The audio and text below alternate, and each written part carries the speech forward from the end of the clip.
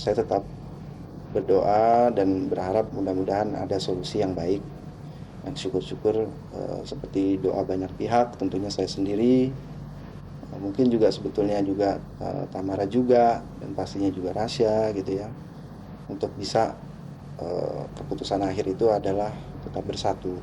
Senin pukul 3 sore tadi, Teuku Rafli Pasha bersama kuasa hukumnya menggelar acara jumpa pers untuk menjelaskan persoalan yang melanda rumah tangganya.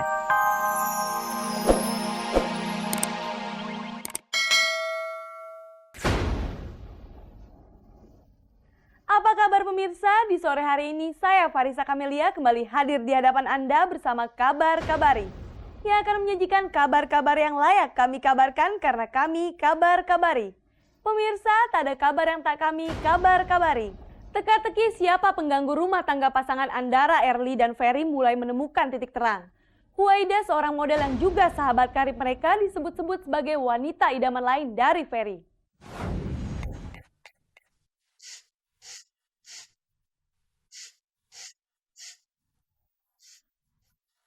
Ada kabar bahagia sekaligus kabar tidak menyenangkan sehubungan dengan pasangan selebriti Andara Early dan Ferry. Kabar bahagianya tidak lain adalah kehadiran buah hati yang telah mereka nantikan sejak menikah tahun 2001 silam. Setelah penantian yang cukup lama, akhirnya Early dan Ferry bisa tersenyum bahagia saat Magali Inalarnetar, bayi laki-laki dengan berat 4,02 kg dan panjang 51 cm, lahir ke dunia hari Senin tanggal 25 Juli jam 10 malam. Untuk kelahiran bayi pertamanya ini, Early terpaksa menempuh operasi sesar atas anjuran dokter. Saat Early menuju rumah sakit hingga proses operasi berlangsung, Ferry tidak ikut mendampingi istrinya yang mantan gadis sampul ini. Dia di luar, nggak berani masuk. Kenapa? Karena ngeri mungkin ngelihat darah-darah dan segala macam. Karena kalau sesar kan lebih kelihatan ya di black-black apa segala macamnya. Jadi mungkin ngeri aja kali. Sayangnya, kebahagiaan orang tua baru ini harus dicemari oleh kabar tidak sedap. Memang ini bukan yang pertama kali, karena pada awal tahun 2005, pernikahan Ferry dan Early sempat dikabarkan sedang bermasalah. Dan entah kenapa, kabar keretakan rumah tangga mereka muncul kembali. Aku nggak pernah denger tuh.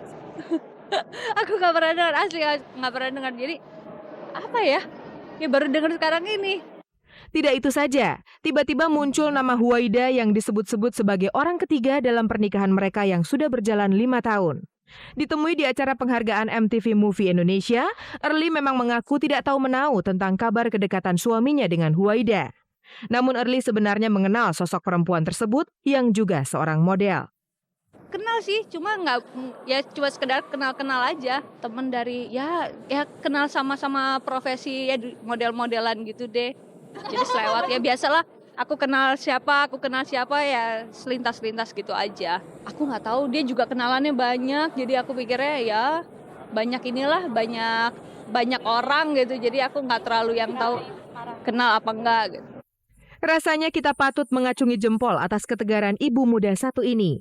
Bagaimana tidak, di saat momen bahagia dalam hidupnya harus dicoreng oleh gosip buruk mengenai sang suami, dengan bijak Early memilih untuk tidak mau ambil pusing memikirkannya. Menanggapi gosip, kalau aku ngerasa nggak bener ya kenapa harus pusing, gitu aja.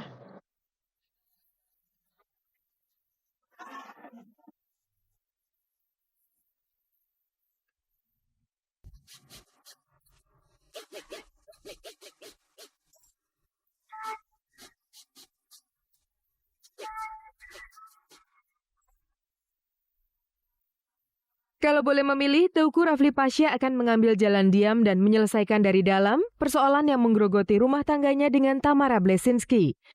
Begitu agungnya pernikahan mereka serta sakralnya janji setia yang ia ucapkan bersama Tamara di depan Masjidil Haram pada tanggal 1 Desember 97 lalu, membuat Rafli tidak mau asal bicara ataupun mengumbar cerita sedih mengenai kehidupan rumah tangganya yang tengah dilanda badai.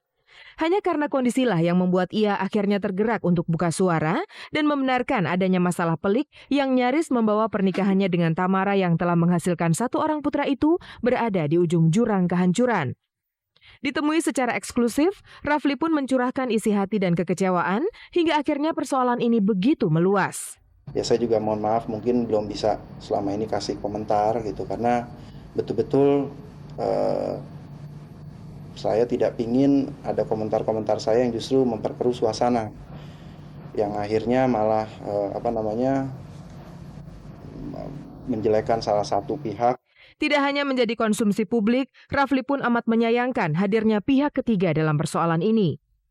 Bukan pria idaman lain di hati Tamara seperti yang diberitakan selama ini, melainkan gosip-gosip tak sedap serta komentar yang tidak benar dari orang-orang yang tidak mengerti kondisi mereka yang justru memperkeruh suasana. Sebetulnya saya sangat-sangat menyayangkan ya banyak komentar-komentar yang tidak baik, yang akhirnya banyak spekulasi-spekulasi berita yang memojokkan baik saya maupun Tamara gitu ya.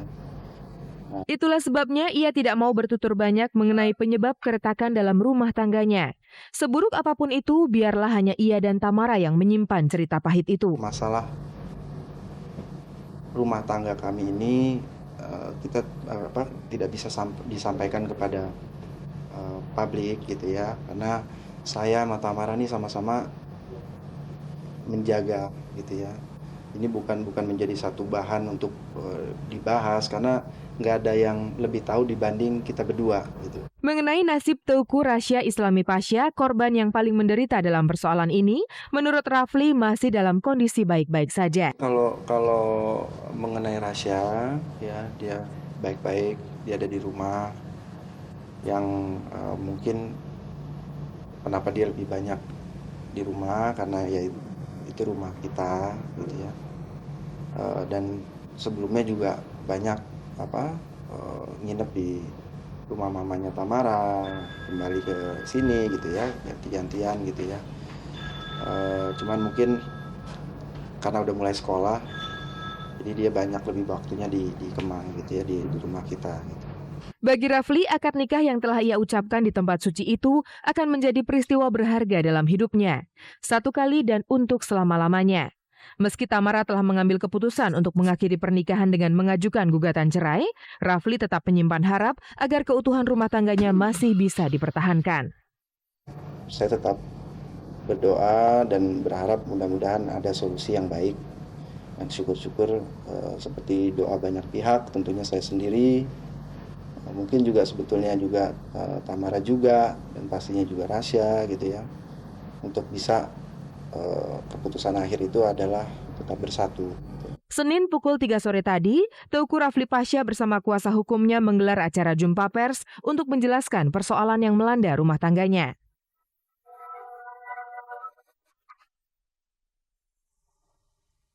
Pemirsa, berikut beberapa kabar pendek yang sengaja kami pilihkan untuk menemani pemirsa setia Kabar Kabari.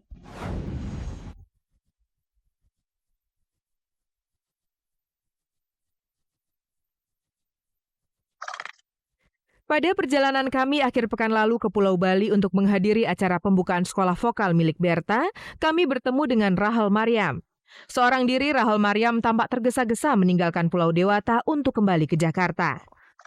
Setelah pesawat yang kami dan Rahel tumpangi tiba di Bandara Soekarno-Hatta, kami bertemu lagi dan berbincang-bincang dengan Rahel mengenai kepergiannya ke Pulau Bali. Dari Bali, aku kebetulan hari ini ada kerjaan di Bali. Jadi bintang tamu, tapi karena kerjaannya sebentar, aku pulang pergi aja. Tadi berangkat tadi pagi, terus pulang deh sekarang. Sayang, Ebe sang suami tidak bisa menemani. Jadi pergilah Rahel seorang diri menjalankan tugasnya sebagai bintang. Enggak, karena pulang pergi, jadi gue memilih untuk ya di sini aja gitu.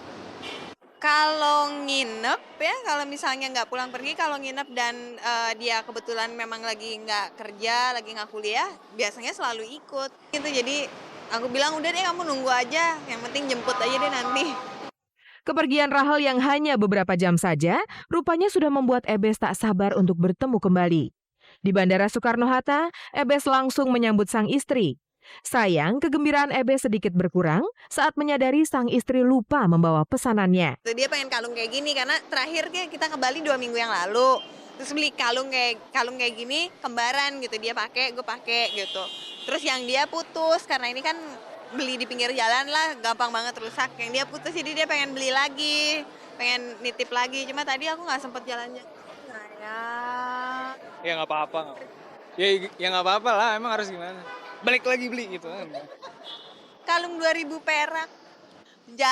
Ngambek, dia jarang lama bisa ngambek. Kita berdua nggak bisa ngambek lama-lama, jadi ngambek bentar, terus nanti kangen sendiri gitu yang Sebenarnya bukan hanya itu saja yang membuat Ebe sedikit kesal. Ia pun keberatan kalau sang istri menerima pekerjaan di